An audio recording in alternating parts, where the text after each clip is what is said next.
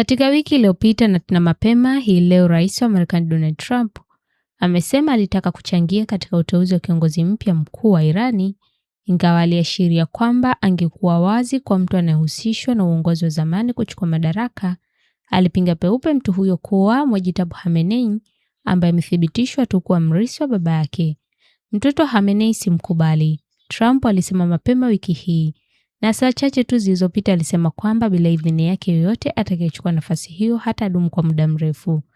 Israeli ilitoa onyo kabla mtoto wa pili wa Khamenei kuthibitishwa kuwa kiongozi mkuu mpya, ikisema kwamba itaendelea kufuatilia kila mrithi wa marehemu Ayatollah.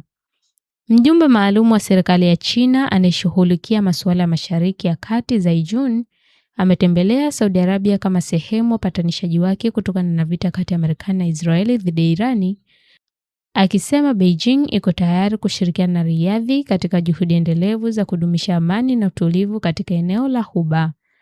Zhao amesema alieleza China kama rafiki mzuri wa mshirika wa Saudi Arabia. Anafanya mazungumzo na waziri wa mambo ya nje wa Saudi Arabia Faisal bin Farhan Al Saud na katibu mkuu wa Baraza la Ushirikiano la Ghuba yani GCC Jassim Al Budaiwi katika mkutano wa mwanafalme Faisal siku ya Jumatatu.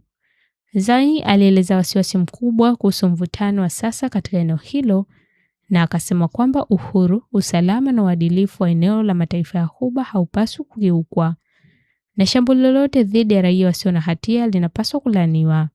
Zhao pia alirejesha wito wa Beijing wa kusitishwa mara moja kwa shughuli za kijeshi.